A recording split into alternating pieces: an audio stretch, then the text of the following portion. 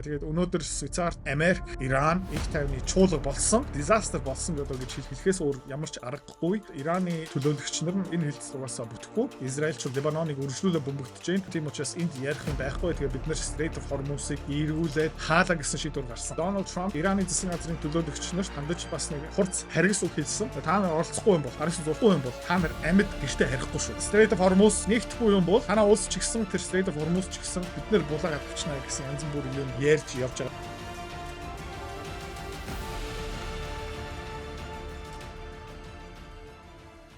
Нэгд өдрийн мэнд. За, өнгөрсөн 5 дахь өдөр Juneteenth байсан. Америкийн олон нийтийн амралтын өдөр.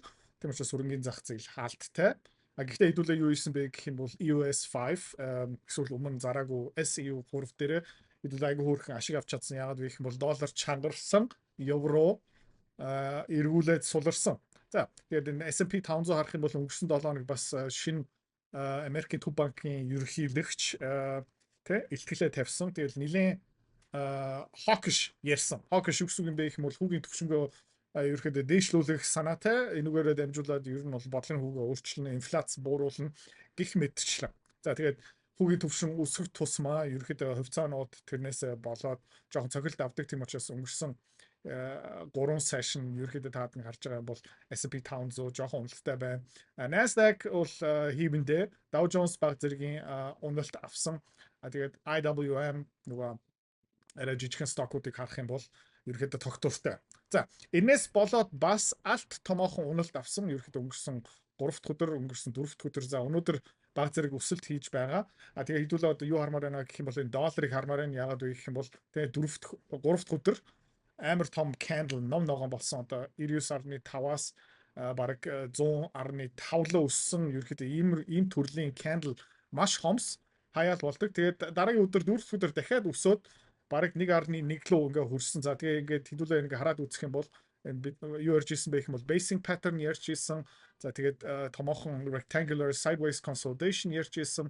Тэгээд одоо доллар хаана ирсэн байгаа юм бэ гэх юм бол энэ өмнө ерөөхдөө цохиж чадаагүй яг энэ resistance төвшин дээр ирсэн байна. Та харж байгаа юм бол өмнө бол 1 2 3 4 удаа энэ төвшнийг цогсон. Одоо миний таамаг юу юм бэ гэвэл одоо жоохон дахиад retest хийгээд нэг bull trap хийх магадaltaй одоо хүмүүс ингээд доллар нислээ гээд long болоод тэгээд зах зээл юу гэдэг юм бэ гэх юм бол яг эсрэгээрээ хөдлөөд тэгээд одоо нэг дахиад нэг retraction ирээд тэрний дараа магадaltaй дэш өсөх магадлал өндөртэй. За тэгээ энэс болж ерөөдөө манай EOS 5 позиц айгу хөөрхөн уссан. Энэс болж нөр VIP багцтай хүмүүс манай долларын 2 гэрээ авсан байсан. Хоёлаа ерөөдөө take profit дэг цогсон. Тэгээд би юу хүлээж байгаа юм бэ гэх юм бол одоо жоохон retraction хүлээж байгаа таад ингэ харж байгаа юм бол relative strength index тэ RSI нэлээд жоохон overextended. Тэгээ өмнө бас энэ төвшөндөө хүрэхдээ юу болж ирсэн бэ гэх юм бол retraction-ууд ирж ирсэн. Гэхдээ таад харж байгаа юм бол higher low тэ higher low тэгээ одоо яах магадaltaй юм бэ гэх юм бол энийг цохоод тэгээ дараагийн target юу юм бэ гэх юм бол өмнө нэг зөндөө ярьж ирсэн. Эхлээд энэ 104 байгаа. Тэгээ тэрний дараа 108 110. За тэгээ доллар ийм чанга хөдлөхийн тулд мэдээж бусад валютууд бас унах ёстой. Жишээлбэл энэ йен таад ингээ харж байгаа энийг бас зөндөө хэдүүлээ удаан ярьж байгаа. Йен бас нэг нэлээд урт хугацааны энийг одоо яаж харж болох юм бэ гэх юм бол sideways consolidation гэж харж болно. Эсвэл тэ ascending triangle-аар харж болно. Ер нь бол энэ нэлээд bullish харагдаж байна долларын хувьд. За тэгээд Америкийн төв банк хүүгийн төвшин өсгөөд явчих юм бол нэмээд өнөөдөр бас юу болсон бэ гэх юм бол Keir Starmer огцорсон ашгүй те. Гэхдээ огцорхоос өмнө зарим юмнуудыг бандан тас болгосон. Хувьцааны арилжаа хөрөнгө олт те мөнгөөр мөнгө олох амар сонирхолтой байцтай те. Гэхдээ амар хэцүү. Хэвч хүмүүс нь ерөөсөж чаддгүй. Ягаад чаддгүй юм бэ гэх юм бол ментор багш байхгүй. Community байхгүй. Одоо сайн сонсоорой те. Би school community нээсэн. Тэн дээр юу зааж байгаа юм бэ гэх юм бол энэ толгоонд байгаа хөрөнгө олтын бүх чадвараар чамтай хуваалцаж байгаа. Тэрнээс гадна би ямар хувьцаа хизээ ямар ханшаар хэдэн хуваар авж байгаа юм бэ тэн дээр ил тавигдсан байгаа. Чи нөгөө дүр аж бол. За. Манай community-ээр нэгдсэн хүмүүс одоо 1 сарын байдлаар доллараар тий ойролцоо 50-60% өгөөж аль хэдийн авцсан байгаа. За, чи миний энэ чадварыг сурмаар байгаа юм бол энэ видеоны эцэст тий манаар автна чам дэлгэн мэдээлэл өгнө. Тэгээд school community дотор уулзъя. Keir Starmer огцорхоос өмнө таад мэдж байгаа угаасаа зайлах юм бол цаана бусад улс төрчнөртэй бэлэг үлдээдэг Тэгээ Keir Starmer мэдээж бэлэг үлдээсэн тэр юу бэ гэх юм бол тэр digital ID буюу social media Twitter, X, Facebook, Instagram, TikTok дээр данс нээх юм бол ерөөхдөө иргэний өмнөхөөрөө бүртгүүлэх ёстой. Чи хин бэ баталгаажуулах ёстой. Тэгээд энүүгээрээ дамжуулаад чи засгийн газрыг шүүмжлээд ирэх юм бол тэгээд цагдаа чиний араас гих мэтчлэн явах болно. За тэгээд ер нь бол хөрөнгөний зах зээл нэг жоохон хугарлын цэг дээр явж байгаа юм шиг надад санагдаж байна. Хэдүүлээ бас энэ дээр боломжтой бай. Бид нараас юу хийсэн бэ гэх юм бол QQQ Dow Jones дээр long position авцсан байгаа. Dow Jones-ийн long position дээр би нэг сүртэй санаа зовхгүй байна. Ягаад вэ гэх юм бол тэ энэ бол одоо жоохон геополитик ярихаас өөр аргагүй. Хэдүүлээ ингээ хараад үзэх юм бол Францын засгийн газрын бонд ерөөхдөө цохилт авж जैन таад ингээ харж байгаа юм бол Францын засгийн газрын бонд ер нь бол одоо breakdown да маш ойрхон ирсэн байна 123. Германы засгийн газрын бонд саяхан жижигхэн retraction хийсэн.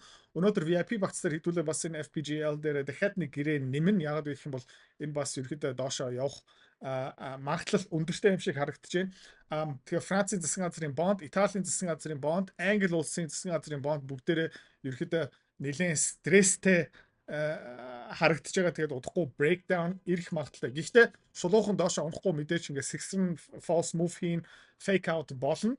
Тэгээд ерөнхийдөө хэдүүлээ юу хармаар байна гэх юм бол одоо энэ Европтой холбоотой. Украин Зеленский НАТО буюу Европоос ямар зөвшөөрөл авсан бэ гэх юм бол чөлөөтэй Москвагийн бөмбөгт. Тэгээд юугаараа бөмбөгдөж байгаа юм бэ гэх юм бол Европчуудаас судалдаж авсан Европчуудын ханган нийлүүлж байгаа Пучин зэвсгээрээ бөмбөгдөж байгаа Москва, Санкт Петербург гих мэтчлэн ер нь бол Оросууд Путин, Лавров бүгдээрээ Европт анхааруулсан. Ингэхийн бол дайн дараагийн шатнд хүрэн шүү та бэлэн байгаарэ. Тэ? Нэмээд Зеленский бас ямар зөвшөөрөл авсан юм бэ гэх юм бол дайныг томсго гэсэн зөвшөөрөл авсан юм байна.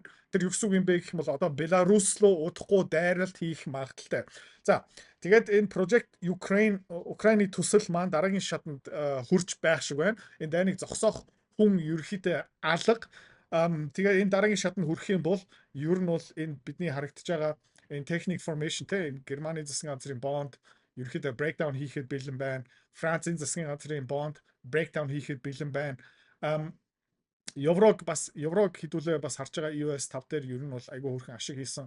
Тэгээ евро бас дахиад breakdown хийгээд энэ 1.12 тэгээ бүр доошо 1.8 тэгээд энэ еврол нь ерөөхдөө хаана байгаа юм бэ гэх юм бол 1.1 дээр ингээд ерөөхдөө хөрх магадaltaй юм шиг харагдаж байна. Тэгээ энэ юунаас болох юм бэ гэх юм бол энэ Европын тэ Зеленский, Путин, Орос, Украин одоо нэмээд Беларусь, тэгээ Эстония, Латвия гэх мэтчлэн тиймэрхүү юм дараагийн шатанд яг хүрэх гээд ах шиг байна. За, тэгээ Keir Starmer огцорхоос өмнө бас хэд юм бандантаас болгосон тэр юу юм бэ гэх юм бол энэ Оросын эсрэг юмыг ерөөхдөө тэгээ илүү баттай болгосон дараагийн алхмууд тэгээд ер нь бол дараагийн ерөнхийлөгчнийг хөтлөх, эвлэрэх замын ерөөхдөө хаацсан байгаа. Тэгээд мэдээж дараагийн сонгуул болох нь үгүй юу англи хэдүүлээ харцгаая. Тэгээд дараагийн ерөнхий сайд энэ дайны эсрэг зогсох уу би л үгүй гэж бодож байна. Тэгээ бас нэг сонирхолтой юм юу юм бэ гэх юм бол энэ Giorgia Meloni тэ Италийн ерөнхий сайд бас эхлээд жоохон Америк талтай байсан, Европын эсрэг байсан, иммигрантуудын эсрэг байсан. Энэ Орос Украины дайны бас эсрэг байсан юм бол одоо дуу хоолой жоохон эргээд байх шиг байна. Тэгээд Италийн засгийн газрын бонд, Италийн эдийн засаг ерөөхдөө бас муудаж байгаа. Тэгээ Giorgia Meloni бас ямар өргөдөл өгсөн юм бэ гэх юм бол Европын төвшөнд одоо Италийн төвшөнд биш, Европын төвшөнд бонд гаргаад энүүгээрээ дамжуулаад Италийн засгийн газрын алдгалал төсвийн алдгалыг санхүүжүүлъя. Яагаад гэх юм бол Итали бие даасан бонд гаргах юм бол хүүгийн төвшөнд эндээ өндөр байна. Гэх мэт чинь одоо энэ бас санхүүгийн инженерчлэх аргаар ер нь бол улсынхаа төсөв мөсвөө ерөөдөө аврах гэдэг шиг байна. Тэгээд таад мэдж байгаа миний контентыг олон сар жил үзсэн юм бол угаасаа дансууд нь хоосон, тэтгэврийн данс нь хоосон, төсвийн алдгал дэндүү өндөр.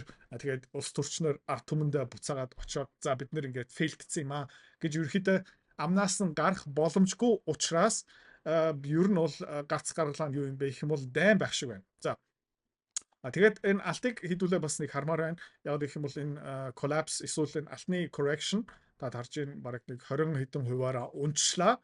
Тэгээд ерөөхдөө descending triangle ерөөхдөө болчлоо. Техник зүгээс ер нь бол энэ дүр зураг одоо бараг бүрдсэн байна. Тэгээд миний таамаг юу юм бэ гэх юм бол энэ 7 хоног эсвэл дараагийн 7 хоног дахиад нэг хүчтэй уналт ирэх магадaltaй. Тэрнээс хойш ерөөхдөө бид нэр маажмаараа алт руу орох боломжтой юм шиг харагдаж байна. За Энэс гадна бидний багц дотор бас томоохон жин эзэлж исэн BCI. Гэхдээ BCI-г ерөөхдөө яаж харах хэрэгтэй юм бэ гэх юм бол энэ AW1 Bloomberg Commodity Index энийг 7 хоногоор хэдүүлээ хараад үзэх юм бол тий энд ерөөхдөө cup and handle ерөөхдөө одоо бэлэн болцсон байна.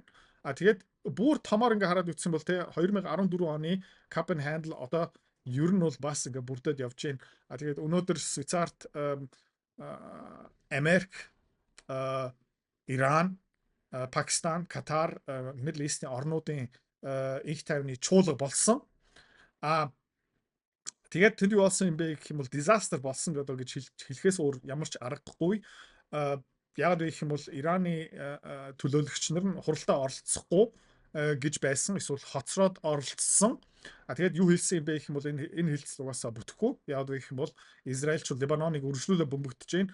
Их тайвны хилцлийн хамгийн анхны хамгийн томоохон хамгийн чухал заалт угаасаа одоо хутлаа болцсон тийм учраас энд ярих юм байхгүй. Тэгээд бид нэр Strait of Hormuz-ыг эргүүлээд хаалаа гэсэн шийдвэр гарсан. За тэгээ энэ BCI-тэй ямар холбоотой юм бэ гэх юм бол саяхан BCI ерөөхдөө нэлээд хүчтэй унлаа. Тэгээ correction орсон таад ингээ харж байна 26-аас ерөөхдөө энэ 23 хүртэл ингээ унлаа. Тэгээд энэ юу болж байна гэвэл одоо Strait of Hormuz буцаага таагдчих юм бол хэдүүлээ бас нефтний үн ханшийг харах ёстой. Нефтний үн ханш бас хүчтэй унлаа. Тэгээд одоо яах магадлал юм бэ гэх юм бол нефтний үн ханш буцаагаад өсөх магадлалтай. Тэгээд хамгийн аимшигтай юм юу юм бэ гэх юм бол Дональд Трамп тэр Швейцарын чуулга уулзалт болж байх үедээ Ираны засгийн газрын төлөөлөгч нарт Иранд хандаж бас нэг муухай буюу амар хурц харгас үг хэлсэн. Тэр юу байсан бэ гэвэл та нар оролцохгүй юм бол гарч зурхгүй юм бол та нар амьд гэртээ харихгүй шүү. Тэгээд ер нь бол дипломат хүмүүстэй ингэж харьцаж ер нь бол болохгүй.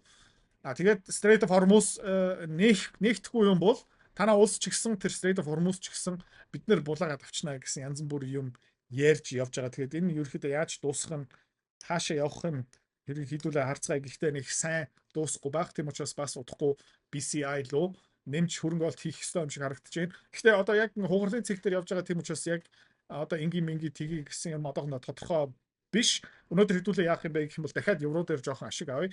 Яг гэх юм бол энэ евро ерөнхийдөө айгүй хурдтай эрчтэй унлаа. Тэгээ одоо нэг жижигхэн retraction ирэх бах. Тэгээд хэдүүлээ яах юм бэ гэх юм бол дахиад EUS 5 эсвэл те арай том багцтай хүмүүс долларын futures эсвэл еврогийн эсрэг арилжаануудаа хийгээд тэгээ эндээс хэдүүлээ дахиад нэг жоохон ашиг swing trader дамжуулаад зулгаах гэж үзье. За, өнөөдрийн арилжаануудаа гүйцэтгэхээрээ портфолио апдейт одоо хэсгээд орчин. Тэгээд маргааш хэдүүлээ эргээд уулзъя. Бай бай. Хэрвээ та манай эдгээр цэцэрлэг бит хоёрын Earn Invest Be Free School Community-д нэгдэхийг хүсвэл яг одоо үзэж байгаа бичлэгийнхаа хамгийн эхний линк дээр дараарай. Линк дээр дарснаар манай School Community-гийн ерөнхий мэдээлэл гарч ирэх ба хамгийн түрүүнд та school дээр өөрийнхөө профайлыг үүсгэх юм. Профайлаа үүсгэхийн тулд та заавал нэг зураг, өөрийн овог, нэр болон мэйл хаягаа оруулах шаардлагатай. Профайлаа үүсгэсний дараа та join гэж дараад Visa карта холбоно. Visa карта холбосноор сарын $29 төлбөр нь шууд татагдаад та манай community-д нэвтрэх эрхтэй болно. Манай community-д орж ирснээр юу байгаа юм бэ гэвэл одоо аль хэдийн 10 компанийн үнэлгээ, түүний Excel файл, давтамжтай ордог зах зээлийн шинжилгээ, судалгаа болон анхан шатны бүх суурь мэдээллүүд орсон байгаа. Мөн та надтай холбогдоод бүх зүйлээ асуух боломжтой. Хэрвээ танд сонирхолтой санагдчих байвал манай community-д нэгдээрэй.